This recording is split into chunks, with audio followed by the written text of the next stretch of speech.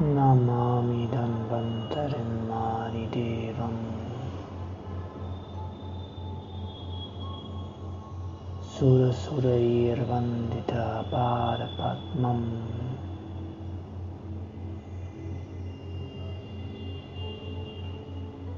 Lokajara Rukmaya Mrityunasham Tataramisham Vividaushadinam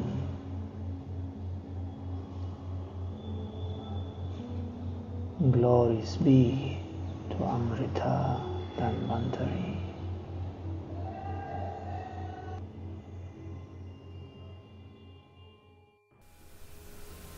(108) LSA Integral, Human-Specific, Raw Fruitarian, Low Fat, Low Protein Nutrition, Part 4. Special Considerations 1. By improving which foods we take, when we take them, and in which combination we take them, you will have much cleaner, more efficient digestion and thus less toxins and a more quick detoxification, deeper detoxification of your system. In general, I don't believe that cabbages are human food because you cannot eat them as they are. You have to juice them or cook them or pickle them. They contain a lot of sulfur, which is not good for the human body at all. So they have some good properties, of course, but they have also side effects. So it is one of these foods that are just not necessary. Similar with the roots, with the starches. They have also some good properties, of course, but you can get everything from the fruit, tender greens and herbs, so no need for roots or cabbages. Juicing is possible, but still you will have the starches in them, which in our understanding is not an ideal source of calories. Small amounts of ginger or turmeric as a medicine would be okay, in my opinion. The question of salt. It depends what type of nutrition program one is following. So, if one is following the pure fruitarian diet, which includes some tender greens, then the salt will just make an unnecessary disturbance in the system because it is unorganic salt, an unorganic mineral that is not easy to use for the body, only in very small amounts. That means it has no usable electrical charge and the particles are not in the right size, etc. So the body can actually not use it and has to put effort into the kidneys and lymph system to detoxify it out of the body. It is of course a poison if it is in a too big amount, especially if it is not usable salt. No need for any overt salts. When we take seaweeds, soak them for a few minutes and then wash them well so we don't get too much of the external sea salt, but inside the seaweeds they have a lot of organized sodium.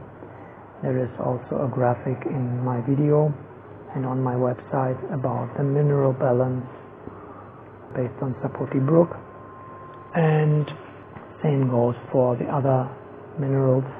Also there are quite a few herbs. I have a list with substitute herbs which contain a lot of sodium. It is important balance of the minerals, so Himalaya salt, whatever, is mainly sodium and it is building a pair with potassium.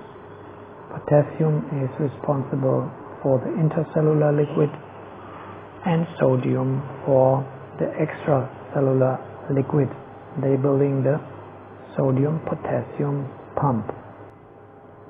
So, if we eat tender greens, fruit, vegetables or non-sweet fruit and sweet fruit as our main calorie source, then we will get natural sodium and potassium from these foods, and any extra salt will just disturb the system. It will take some time for the body to get rid of all the unnecessary inorganic salts which are still in the body, but after a few months you will notice the difference. I noticed the difference after a few weeks, how my body liquid system started to balance again. So no need for any overt salt. About combinations, for example, melon should not be mixed with anything else. Cucumbers, because they are also falling in the category of the melons, so they should be eaten alone or in the beginning of a salad meal. Pineapple juice is too hard for the system. I would rather mix it with some other fruit, like a sub-acid fruit, vegetable, or some green juice would be also okay to mix with pineapple to make it less harsh on the system. For example, it's good to mix it with some orange juice and some pomegranate juice, something like that, which is very similar in nature. Very, very important thing is not to mix sweets with any kind of fat. It's great if you have fresh coconut milk, so don't take coconut milk and mix it with any fruit. If you want to have coconut milk, you can have it with your non-sweet fruit or salad like tomato, zucchini, etc. I would do that for a salad dressing, maybe with some lemon juice and some little spices like cumin and ginger and turmeric or some herbs. Then nuts or seeds and the fat in general. Of course, the nuts have to be soaked overnight because of the phytic acids, and they should be in a very little quantity, in a 1/3 ratio compared to coconut and olive oil, which are the best oils.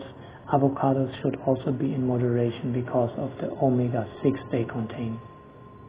Another thing that I add for detox and also for some nutrients, because especially here we have less access to good greens, is wheatgrass powder and some spirulina powder, which I use for my salad dressing, and also brahmi powder and moringa. These greens are very helpful for nutrition and also for detoxification.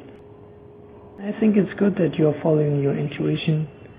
Like, of course, you can have some tomatoes just for 2 days, especially if you don't have any weight problems. If you still have a few kilos of reserve, then it's very fine. Of course, if someone has less kilos like me, I have to be very careful that I always get my sufficient calories. So, that was it for Integral Human Specific Raw Fruitarian Low Fat and Low Protein Nutrition Part 4, Special Considerations Part 1. Thank you for your kind attention. May the OM-Love be with you. If you liked this transmission, you are heartily invited to press the respective button and share it for the benefit of all. Subscribe to our channel. Visit our web shop on Shakti.com. Make a donation through PayPal to support our integral soul services. And visit our website. All links are in the description below the video. Jai Shri Radhe Shyam.